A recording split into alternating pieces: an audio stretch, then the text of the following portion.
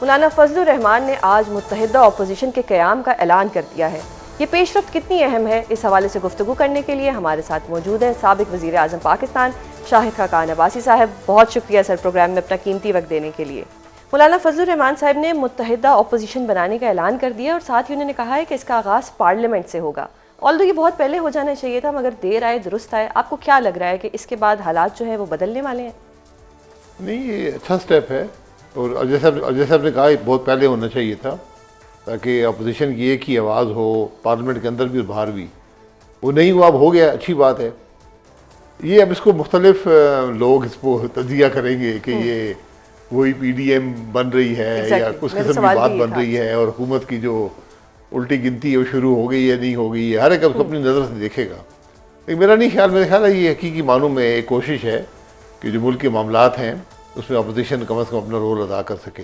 تو سر حکومت کو تو اس سے ٹف ٹائم ملے گا نا ڈیفینیٹلی، کیونکہ ابھی تک تو مولانا صاحب سولو فلائٹ پہ تھے، اب پی ٹی آئی بھی ساتھ ہو گئی ہے، تو حکومت کے لیے کچھ نہ کچھ سوچنے کا اس وقت مقام تو ہے۔ اور اگر ہم ہسٹری دیکھیں تو 3-4 سال بعد یہی ہوتا ہے جو ہمیں اب آگے کچھ ہوتا ہوا نظر آ رہا ہے۔ نہیں دیکھیں، بات ہسٹری اپنی جگہ پہ ہوتی ہے، لیکن یہ حکومت نہ عوام کی ووٹ سے آئی ہے نہ عوام کی ووٹ سے جائے گی۔ تو جو لے کر آئے ہیں وہ جس دن فارغ کرنا وہ فارغ کر دیں گے۔ اب میں سمجھتا ہوں امتحان جو ہے وہ پی ٹی آئی کا ہے، اچھا، کہ وہ کیسے سیاست کرتے ہیں، کیونکہ ابھی تک تو نہ انہوں نے اپوزیشن کی ہے نہ حکومت چلائی ہے۔ وفاق میں نہ اپوزیشن کر رہے ہیں نہ صوبے میں حکومت چلا رہے ہیں، بالکل۔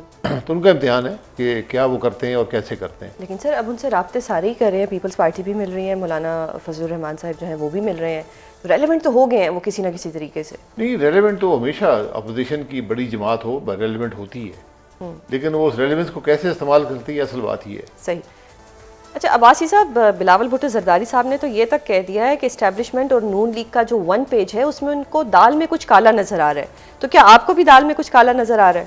نہیں تو وہ اس دال کا حصہ ہیں، گٹھے کھا رہے ہیں دال۔ صحیح، وہ دال کا حصہ ہے، لیکن اب وہ کہہ رہے ہیں کہ جی ہم تو شاید اس دال کے، اب ان کے لیے کالی دال رہے جی نکل گئے تو دال بھی ختم ہو جائے گی۔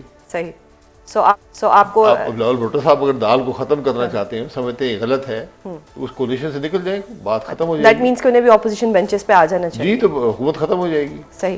سر کل ہم نے دیکھا کہ محترم عمران خان صاحب کے حوالے سے ایک فیصلہ آیا، اور اس فیصلے کو پہلے حکومتی وزراء نے کہا کہ جی بالکل ہم تو کہتے تھے ان کو عدالتوں سے ریلیف ملے گا، عدالتوں سے ریلیف ملا۔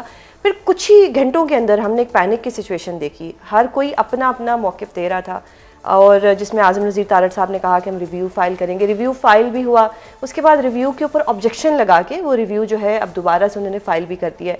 اس پینک کو یا اس اوور آل سچویشن کو آپ کس طرح سے دیکھ رہے ہیں کہ کیا حکومت کو خود بھی نہیں پتہ تھا کہ خان صاحب کو ریلیف ملنے والا ہے اور اس کے بعد یہ پینک کی سچویشن ہوئی؟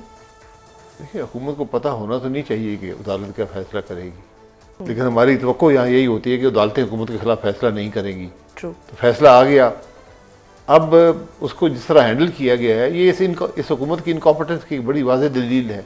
ہمیشہ ان کے ہر کام اسی قسم کے ہیں، صحیح، نہ کوئی کتاب پڑھتا ہے، نہ کوئی قانون کو دیکھتا ہے، نہ کوئی پروسیجرز کو دیکھتا ہے، بس کوشش یہی ہوتی ہے کہ ہم عجلت میں ہر کام کرتے ہیں، آئینی ترامیم بھی عجلت میں، قانون بھی عجلت میں، پٹیشنیں بھی عجلت میں ہوتی ہیں۔ So that wasn't a surprise for you کہ جو حکومت کا ریئیکشن آیا؟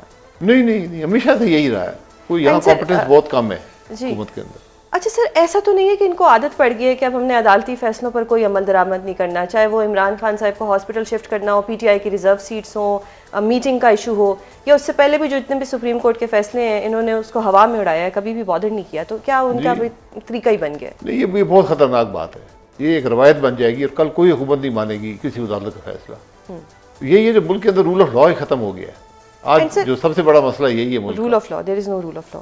اینڈ ایز اف ریکارڈ نہ ہو، ابھی تک خان صاحب کو ہاسپٹل میں شفٹ نہیں کیا، جو وہ 24 گھنٹے کے 48 گھنٹے کی ڈیڈ لائن تھی وہ بھی ختم ہونے والی ہے، کیا آپ دیکھ رہے ہیں کہ خان صاحب کو یہ شفٹ کریں گے یا نہیں؟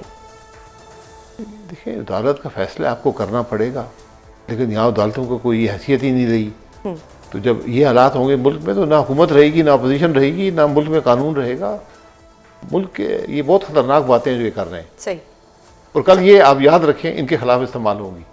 سیزن 2 تو ڈیفینیٹلی آئے گا، لیکن سر اب بات یہاں تک پہنچ گئی کہ رانا ثناء اللہ صاحب کہتے ہیں کہ جی کوئی ڈیڈ لائن نہیں ہے، یعنی کہ اب جو اس کی ایک انٹرپریٹیشن ہے وہ بھی رانا صاحب خود کہہ رہے ہیں کہ عدالتی فیصلے کی کوئی ڈیڈ لائن نہیں ہوتی، آلدو اس میں بڑا واضح لکھا ہوا ہے کہ خان صاحب کو 2 دن کے اندر ہاسپٹل شفٹ کرنا ہے۔ اس رویے کو کس طرح سے دیکھ رہے ہیں کہ فیصلوں میں ڈیڈ لائنز کبھی نہیں ہوتی. آپ ایک پٹیشن آتی ہے، اس کو منظور جب ہو جاتی ہے بات ختم ہو جاتی ہے، آپ کو امیڈیٹلی امپلیمنٹ کرنا ہوتا ہے. ایگزیکٹلی یہ ڈیڈ لائنز کا سلسلہ کہاں سے آیا ہے؟ میں یہ کہہ رہا ہوں کہ حکومت کے اندر کوئی سوچ، مجھے مثبت سوچ نظر نہیں آتی. صحیح. سر آپ سوچ کی بات کر رہے ہیں کہ نئے صوبوں کی ویسے بہت بات ہو رہی ہے، نئے انتظامی یونٹس کی بڑی بات ہو رہی ہے. آپ کو لگ رہا ہے کہ اس ماحول میں یہ سب کچھ بن جائے گا اور یہ جو ماڈل ہے یہ اڈاپٹ ہو سکتا ہے؟ دیکھیے، صوبے بنانا اتنا آسان کام نہیں ہے. آپ کو بہت بڑی ترامیم آئین کے اندر کرنی پڑے گی. ملک کا مسئلہ کیا ہے، پہلے اس کو ڈھونڈیں کہ مسئلہ کیا ہے جس سے آپ صوبے کسی چیز کا حل نہیں ہے. آپ جب تک ملک کے معاملات کو دیکھیں گے نہیں کہ مسئلہ کیا ہے، ہم نے کس چیز کو حل کرنا ہے، پھر جا کر آپ صوبے کی بات کر سکتے ہیں. مثلا اگر آپ مجھ سے پوچھتے ہیں، آج صوبے بھی ناکام ہے، وفاق بھی ناکام ہے، ملک کون چلائے گا؟ چلیں، میں ایڈمنسٹریٹو یونٹس جو ہیں اس کی بات ہو رہی ہے. بات یہ نہیں ہے، بات یہ ہے کہ ہمارے صوبے آج ایک بادشاہت کی طرح چلتے ہیں. جو چیف منسٹر کے منہ سے بات نکلتی ہے وہ ڈائریکٹو بن جاتی ہے. ٹرو. یہ نہیں دیکھا جاتا اس کا اثر عوام پر کیا ہے، یہ وسائل عوام کے ہیں یا چیف منسٹر صاحب یا صاحبہ کے ہیں، یہ کوئی نہیں دیکھتا. یہ عوام کے وسائل ہیں، ان کو آپ اس طرح بے دریغ خرچ نہیں کر سکتے. آپ کراچی کے حالات دیکھ لیں. آپ یقین کریں، میرا ایک گاؤں ہے، چھوٹا سا گاؤں ہے مری تحصیل کے پہاڑوں میں. ہماری سڑکیں، ہمارے پانی کا نظام، بجلی کا نظام کراچی سے بہتر ہے. کراچی کے پیسے کہاں جاتے ہیں؟ پنجاب کے اندر جو اخراجات فی کس لاہور میں ہو رہے ہیں وہ لودھنا ضلع سے، جو بھی پنجاب کا حصہ ہے، 29 گنا زیادہ ہیں. یہ حکومت کے اپنے نمبرز ہیں. تو جب آپ وسائل کی منصفانہ تقسیم نہیں کریں گے تو عوام کے اندر یہ آواز اٹھے گی کہ بھائی ہمیں اپنا حق دیں. تو وہ حق کسی وقت ملے گا جب آپ وسائل کی منصفانہ تقسیم کا نظام بنائیں گے، چاہے وہ صوبے سے بناتے ہیں، ایڈمنسٹریٹو یونٹ سے بناتے ہیں، کسی اور ڈیولوشن سے بناتے ہیں، کسی اور نظام سے بناتے ہیں. ہر شہری کا، چاہے وہ کسی صوبے میں ہو، کسی ضلع میں ہو، کسی شہر میں ہو، اس کا حق ہے کہ اس کے وسائل اس تک پہنچیں. اس حق کو اس صوبے کے چیف منسٹر جو ہیں وہ سلب نہیں کر سکتے. وہ جہاز نہیں خرید سکتے، وہ ججوں میں بسیں تقسیم، کروڑوں کی گاڑیاں تقسیم نہیں کر سکتے. یہ ان کا اختیار نہیں ہے. یہ ہم نے ایک بادشاہت کا نظام جو اپنے ذہن میں بنا لیا ہے. اصل خرابی کی وجہ یہ ہے. سب سے پہلے اس کو دور کریں.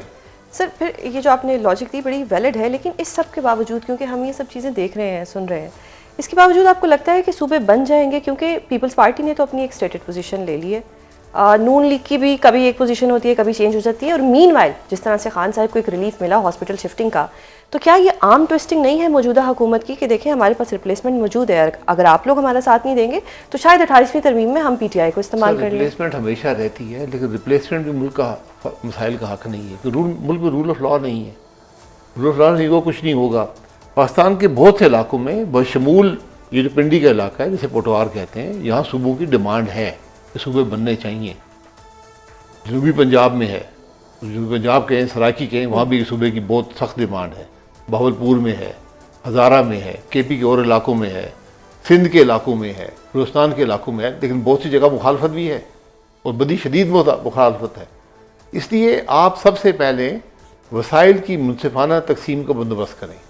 سر وہ کیسے ہوگا؟ ہم اتنی اچھی گورننس کہاں سے لائیں گے؟ ہمارا کوئی ایسا ٹریک ریکارڈ نہیں. آپ اس کو لے آئیں ضلع کی سطح پر، وسائل ضلع کی سطح پہ دیے جائیں. دیٹ مینس کہ آپ یو سپورٹ دس آئیڈیا. جی بالکل. وسائل کی تقسیم، اس کے بعد کیا نظام ہوگا، صوبے سے حل ہوگا، انتظامی یونٹ سے حل ہوگا، کسی اور ڈیولوشن سے حل ہوگا، عوام کی رائے کے احترام کے ساتھ.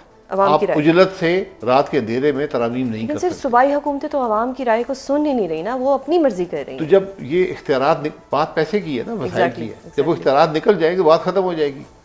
پھر کوئی چیف منسٹر یہاں نہیں بننا چاہے گا، پھر کوئی کرپشن نہیں ہوگی. صحیح. اچھا سر، طارق فضل چودھری صاحب نے ایک بات کی، انہوں نے کہا کہ ہو سکتا ہے عمران خان صاحب کو ملک سے باہر بھی بھیج دیں ہم، کیونکہ علاج کی خاطر. اب جب وہ نواز شریف صاحب 2019 میں ملک سے باہر گئے تھے تو پی ٹی آئی یہ کہتی تھی کہ وہ بھگوڑے ہیں، بھاگ گئے ہیں. تو کیا اب نون لیگ بھی یہی چاہتی ہے کہ وہ خان صاحب کے بارے میں ایسا کہے؟ کیونکہ خان صاحب کی جتنی پریئرز میں نے پڑھی ہیں ریلیف کے، اس میں کہیں پہ بھی یہ نہیں کہا گیا کہ ان کو ملک سے باہر بھیجا جائے علاج کی خاطر. جی یہ ان کے وزیر ہیں، ان کو بہتر جانتے ہوں گے، لیکن میرا نہیں خیال کہ ایسی بات میں نے بھی نہیں سنی. صحیح کہ ہمیشہ آپ پٹیشن کرتے ہیں نا اس میں مجھے clear یہ ہوتی ریلیف ہے، چاہیے. یہاں ریلیف جو تھی وہ صرف یہی تھی کہ ڈاکٹر نے کہا ہے کہ ایک ان کا علاج کروایا جائے. اس پہ بھی حکومت ابھی تک عمل درآمد کرنے میں ناکام ہے. یہ کوئی بڑی بات نہیں ہے. ایگزیکٹلی. تو حکومت آپ کو یہ چاہیے تھا خود دیکھیں، یہ کرتے. ہر شخص کا حق ہوتا ہے کہ جہاں علاج کرائے اس کو بھیجے. اپنے خرچے پہ علاج کرانا چاہتا ہے ٹھیک ہے.